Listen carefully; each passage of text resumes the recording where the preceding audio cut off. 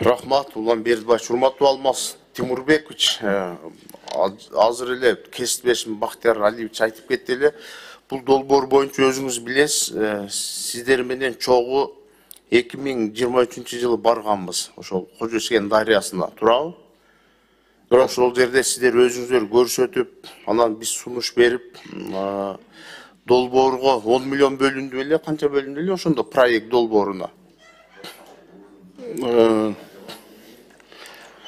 Ошол убакта 10 миллиону бөлдүрдүк эле го. Аграрный комитет менен чогуу барып көрүп. Ооба, тиги соктун өдө жаначы барып келет бир секретарь. Ошол жанакы Кыргыз кыштак айылындагы БСР эмне болду азыркы күндө? Кыргыз кыштакта жана геройду айтып атасызбы? Ооба. Геройду биз жанагы дамбасына пленка салганбыз.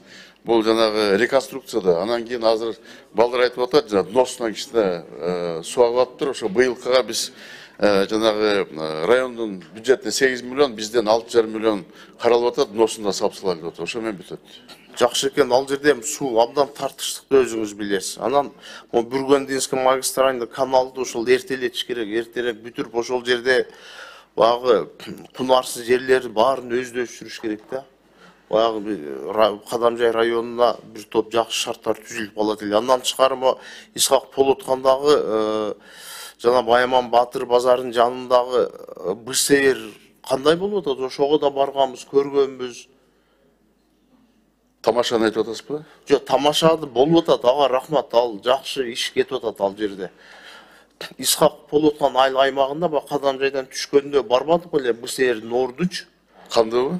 Канды ошол жерде. Кандынын проектisi жазылып атат да дөнөлүк балык эзебинен. Бирок проектisi бүткөндөн кийин биз башка источниктен акча бөлүп беребиз. Дөнөлүк балык акчасына курулушка жетпейт. Ошону эртерээк бүтүрүш керек. Анан Уурусай долбоору да болуп атат Бирлик айыл өкмөтүндөгү.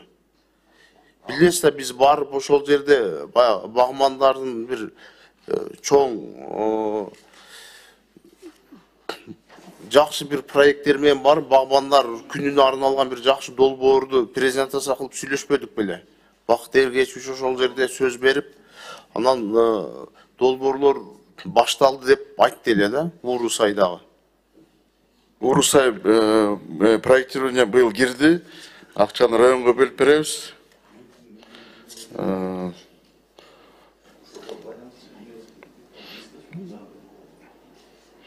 Азыр биякта объекттер абдан көп экен, бирок Уурусай ичинде бар.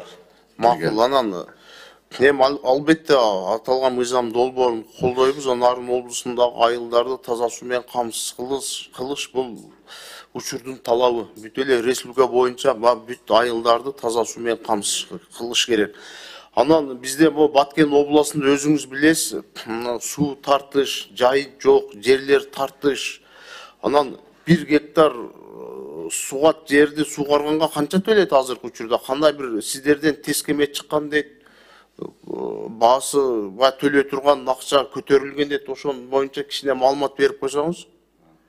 Бул быйыл бизде жаңы тариф бекилди. Бул эми тариф жаңы деп да айта албайбыз. Бул тариф менен биздин спралар иштеп келген бүгүнкү күнү. Бүт анализ кылып чыкканбыз. 11 тоол районунда бизде 250 сомдон бир сугаты деп бекиткенбиз. Калган 29 райондордо 500 сом деп. Анан бул деген көп суроо болуп атат.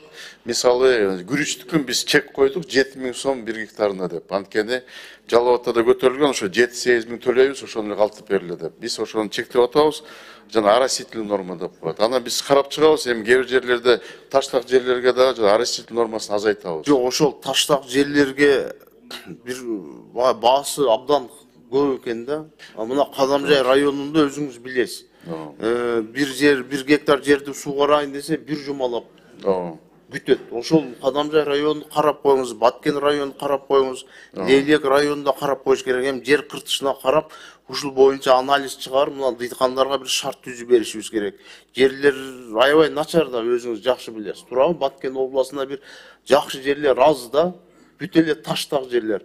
Ушул боюнча бир конкреттүү түрдө иштеп, дыйкандардын бир шарт түзүп берсеңиздер, сууга тартыш болбойт, ансыз делечи.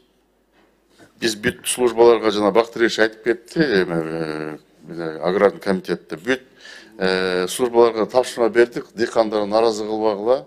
Быйылкы биринчи жолу болуп атат, ошону карап чыгып, жана оросительный нормасында керек болсо азайтып карап чыккыла деп. Рахмат.